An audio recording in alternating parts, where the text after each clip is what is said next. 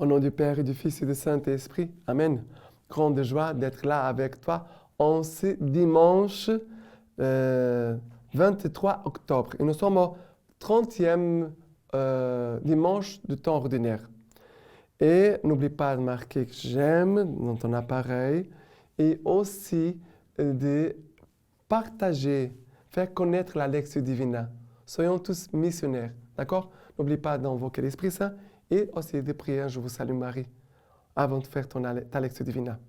Maintenant, la première lecture de ce dimanche, jour de résurrection, Jésus est là avec nous. Première lecture, Ecclésiastique, chapitre 35, à partir du verset 15. Car le Seigneur est un juge qui ne fait pas exception de personne. Il ne considère pas les personnes pour faire tort aux pauvres. Il écoute l'appel de l'opprimé. Il ne néglige pas la supplication de l'orphelin, ni de la veuve qui épanche ses plaintes. C'est lui qui sert Dieu, de tout son cœur est agréé. Et son appel parvient jusqu'aux nuées. La prière de l'humble pénètre les nuées. Tant qu'elle n'est pas arrivée, il ne se console pas. Il n'a pas de cesse que le Très-Haut n'a jeté des yeux sur lui, qu'il n'ait fait droit au juste et rétabli l'équité. Voilà le Seigneur qui nous donne cette parole aujourd'hui, jusqu'au 22 exactement. Alors, car le Seigneur est un juge qui ne fait pas d'acception de personnes. Il ne considère pas les personnes pour faire tort aux pauvres. Il écoute l'appel de l'opprimé. Ça veut dire que le Seigneur, ici, le Seigneur ne fait pas exception de personne. Dieu aime tout le monde de la même façon. Les pauvres, les riches, les bons et les méchants. Le Seigneur nous aime à tous. Le Seigneur ne fait pas aucune distinction entre nous. Mais et nous, comment nous aimons? Il y a des gens que nous avons des préférences. Je préfère cette personne, et quand elle arrive, je l'aime beaucoup, je chante, je danse. Mais après une autre personne, je fais la tête, je la regarde, je ne parle pas. Comment nous sommes? Comment tu es d'habitude? Quelles sont tes attitudes envers les gens? Est-ce que tu aimes, tu fais un effort d'aimer tout le monde, d'avoir une attitude de respect, de bon accueil à tout le monde ou pas? Et je pense surtout en nous, en Église. Nous qui vivons en Église. C'est entre nous, dans notre paroisse, dans notre communauté religieuse, nous faisons des différences, nous faisons exception des personnes. Ça, c'est très mauvais, très mauvais. Parce que cela, ça se voit. Et cela va produire après des jugements, des jalousies, des comparaisons, des divisions. Ça veut dire qu'il ne va pas aider à l'Église à grandir comme un seul corps, une seule âme, un seul esprit, un même cœur. Nous devons vraiment demander, surtout les gens que nous avons du mal à aimer, que nous puissions les aimer davantage, plus que les autres que nous aimons beaucoup. C'est cela notre conversion. Notre conversion, c'est d'aimer davantage les autres. D'accord? C'est très important. Voilà, la première lecture d'aujourd'hui. Le psaume d'aujourd'hui, c'est le psaume 34. Le psaume 34, à partir du verset 2. Je bénis le Seigneur en tout temps. Sa louange sans cesse en ma bouche. Dans le Seigneur, mon âme se loue. Qu'ils écoutent les humbles, qu'ils jubilent. Après verset 17. Contre les malfaisants, la face du Seigneur, pour ôter de la terre leur mémoire. Ils crient, le Seigneur écoute. De toutes leurs angoisses, il les délivre. Proche est le Seigneur des cœurs brisés. Il sauve les esprits abattus. 23. Le Seigneur rachète l'âme de ses serviteurs. Qui s'abrite en lui n'expiera point. Alors, le Seigneur ici dit, Je bénis le Seigneur dans tout temps, sa louange sans cesse à ma bouche. Amen. Grâce à Dieu, nous sommes en train de louer le Seigneur. Ça, c'est bon.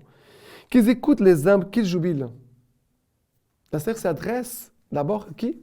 Aux plus humbles. Le Seigneur parle à tout. Tout le monde doit louer le Seigneur. Mais le Seigneur écoute d'abord les humbles, les petits. Le Seigneur nous aime à tous. C'est vrai. Nous aime à tous. Mais le Seigneur a un amour particulier pour les plus petits, pour les favorisés, pour les malades, pour les orphelins, pour les veuves, pour ceux vraiment qui souffrent. Mais ça, c'est normal dans une famille. Une maman qui a un enfant qui est très malade, la maman va dépenser davantage de temps à cet enfant. Ainsi, c'est Dieu. Et il s'incline et se penche vers ceux qui sont plus démunis, qui souffrent. Et après, il dit, écrit le Seigneur les écoute de toutes les angoisses, le Seigneur les délivre. Le Seigneur est proche des cœurs brisés. Il sauve les esprits abattus. Les humbles, les cœurs brisés, les esprits abattus. Voilà. Si tu veux avoir une préférence dans l'amour, je veux aimer d'une façon, je veux avoir une préférence. Alors, fais comme le Seigneur. Aime les humbles, aime les cœurs brisés, aime les esprits abattus. Voilà, c'est ce que le Seigneur veut nous enseigner. OK? Maintenant, la deuxième lecture d'aujourd'hui, c'est 2 Timothée, chapitre 4, à partir du verset 6. Quant à moi, je suis déjà répandu en libation, et le moment de mon départ est venu. J'ai combattu jusqu'au bout le bon combat. J'ai achevé ma course. J'ai gardé la foi. Et maintenant, voici qu'est préparée pour moi la couronne de justice, qu'en retour le Seigneur me donnera en ce jour-là. Lui, le juste juge, et non seulement à moi, mais à tous ceux qui auront attendu avec amour son apparition. Et après le verset 16. La première fois que j'ai eu à présenter ma défense, personne ne m'a soutenu. Tous m'ont abandonné. Qu'il ne leur soit pas tenu rigueur. Le Seigneur, lui, m'a assisté et m'a rempli de force afin que, par moi, le message fût proclamé, qu'il parvint aux oreilles de tous les païens. Et j'ai été délivré de la gueule du lion. Le jour, le Seigneur me délivrera de toute emprise perverse et me sauvera en me gardant pour son royaume céleste. À lui la gloire dans tous les siècles. Amen. Alors, qu'est-ce qui se passe ici? C'est Saint Paul qui nous parle. Il dit, je combattu jusqu'au bout le bon combat. J'ai achevé ma course, j'ai gardé la foi. Nous devons avoir un souci. Quel est un bon souci? Un bon souci, c'est de combattre le bon combat. Le bon combat, ça veut dire le combat contre le mal, le combat contre le péché, le combat contre tous ceux qui veulent empêcher le royaume de Dieu de grandir. Mener le combat contre ceux qui veulent entraîner les gens vers le mal. Parce que le monde des ténèbres, il est là, autour de nous. Saint Paul nous dit, j'ai combattu jusqu'au bout le bon combat. J'ai achevé ma course. J'ai gardé la foi. Voilà. Le bon combat, on le mène avec la foi. Le bon combat, on le mène avec la parole de Dieu, comme Jésus a fait au jardin des Oliviers, au désert, quand Jésus était au désert, quand il est tenté, avec la parole de Dieu. Et Paul dit, voilà que j'ai achevé ma course. Ça veut dire, j'ai été toujours fidèle au Seigneur. Nous devons demander la grâce de la fidélité. Il y a des chrétiens qui aujourd'hui sont chrétiens, vont à la messe aujourd'hui, peut-être un jour, laissent tout tomber. Nous demandons la grâce, le don de la fidélité pour tous les chrétiens, pour toute l'Église. OK? Et maintenant, l'évangile d'aujourd'hui, c'est Luc chapitre 18. Luc chapitre 18, à partir du verset 9. Luc 18, verset 9. Il nous dit ceci. Il dit encore, à l'adresse de certains qui se flattaient d'être des justes et n'avaient que mépris pour les autres. La parabole que voici. 2 hommes montèrent au temple pour prier. L'un était pharisien et l'autre publicain. Le pharisien, debout, priait ainsi en lui-même. « Mon Dieu, je te rends grâce de ce que je ne suis pas comme le reste des hommes qui sont rapaces, injustes, adultères, ou bien encore comme ces publicains. Je jeûne 2 fois la semaine.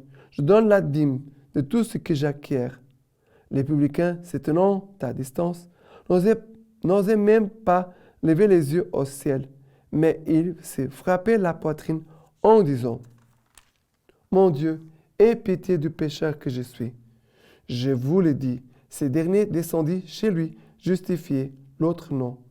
Car tout homme qui s'élève sera abaissé, mais celui qui s'abaisse sera élevé. Voilà cette phrase. Jésus nous dit, tout homme qui s'élève sera abaissé, celui qui s'abaisse sera élevé. Et nous voyons ces 2 hommes. Regardez le jugement, les pharisiens et les publicains. Les pharisiens en train de faire quoi? De se flatter, et moi je suis bien, je donne la dîme, je fais ça, je fais ça, je fais ça.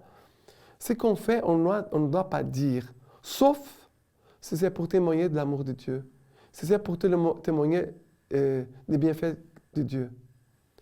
Mais de dire, voilà, le Seigneur m'a donné ça, le Seigneur m'a fait ça, seulement pour montrer que je suis bon, voilà, je suis très bon, le Seigneur m'a béni, et à toi, le Seigneur ne t'a pas donné parce que le Seigneur ne te bénit pas. Il y a des gens qui pensent comme ça, et qui font ça. Ça, c'est très méchant, très mauvais. Et il va juger l'autre en disant, voilà, cet homme, il est un voleur, je ne suis pas comme les autres qui sont adultères, des voleurs, des injustes, et encore ces publicains, voilà, qui est un voleur. Et il est en train de juger. Ça veut dire qu'il ne voit pas son besoin de conversion. Il juge l'autre parce qu'il ne voit pas son péché. Il ne voit pas en lui les besoins de conversion. Il ne voit même pas en lui les besoins d'être sauvé. Parce qu'il est déjà très bon, il n'a pas besoin d'être sauvé. Non. C'est très méchant quand des choses pareilles arrivent dans nos paroisses. Des jugements, de comparaison entre nous. C'est triste, c'est triste. La lecture patristique de ce dimanche de Saint Clément de Rome. Regardons attentivement le Père et Créateur du monde entier. Attachons-nous aux bienfaits magnifiques et insurpassables qui nous donne dans la paix. Les cieux se déplacent sous sa direction et lui obéissent dans la paix.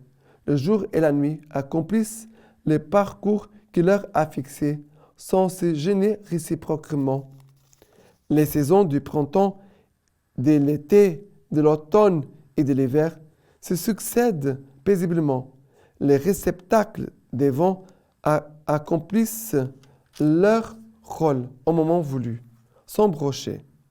Après, il dit, le grand créateur et maître de l'univers a ordonné que tout cela se fasse dans la paix et la concorde, car il répand ses bienfaits sur tous.